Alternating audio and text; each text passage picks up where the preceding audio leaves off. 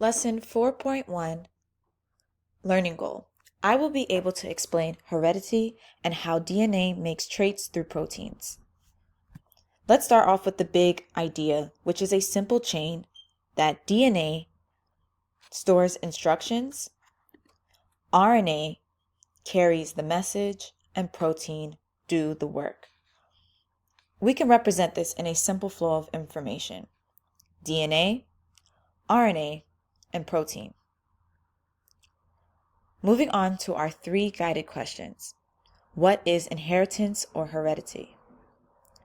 This is the passing on of traits from parents to offspring through genes. Next, what is genetic information and why is it important? It's important because genetic information are the instructions that tell cells how to make proteins and build the organism. Why do we resemble our parents? Offspring resemble their parents because they inherit DNA from both parents. These genes are used to make proteins, and those proteins help create the same traits. On this page, we're going to lock in the core Regents vocabulary for how traits are made. Let's begin by writing down the meaning of a gene. This is a section of DNA with instructions for a trait, usually a protein. Beginning with us humans, we have thousands of cells, millions of cells in our bodies. And this is what the cell looks like. Located in each of your cells, you have a chromosome, which are tightly packed DNA strands. Each of these DNA strands, if we just cut out a part of it and we look at that segment, those segments of it are genes. Next vocabulary term is transcription. This means that we are making DNA, or we're copying DNA into RNA. Translation is we're using RNA to build a protein. Beginning with labeling our model, the double strands represents DNA, the single strand represents RNA, and the chain represents protein. Amino acids, these are the building blocks of proteins.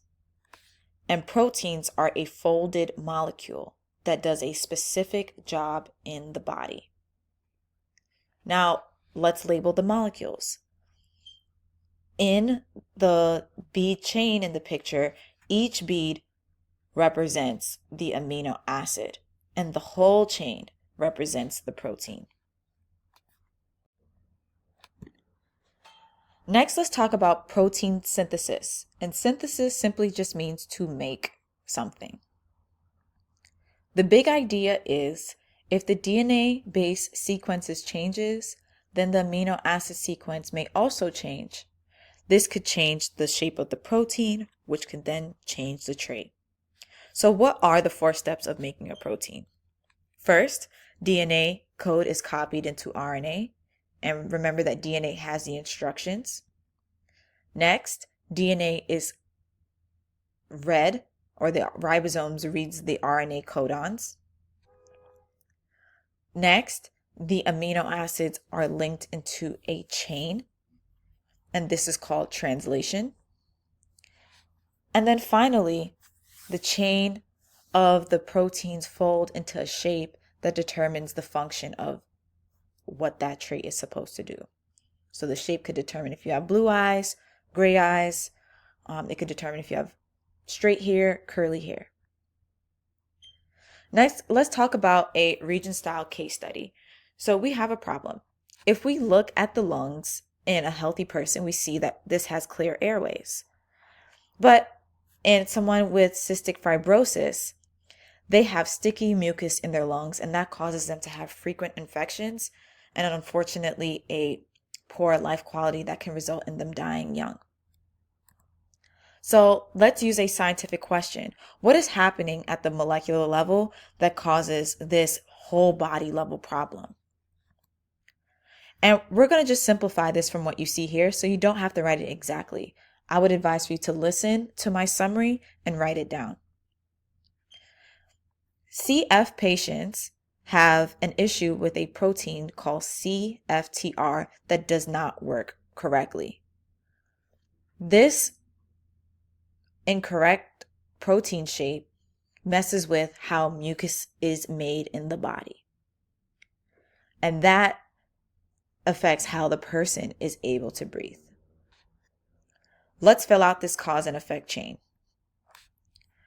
If the DNA changes and we have a mutation, then the RNA message changes.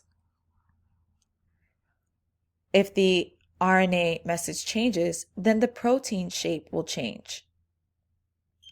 This could affect the CFTR protein shape, and then this affects the traits, or the mucus becomes thick and the airways are clogged.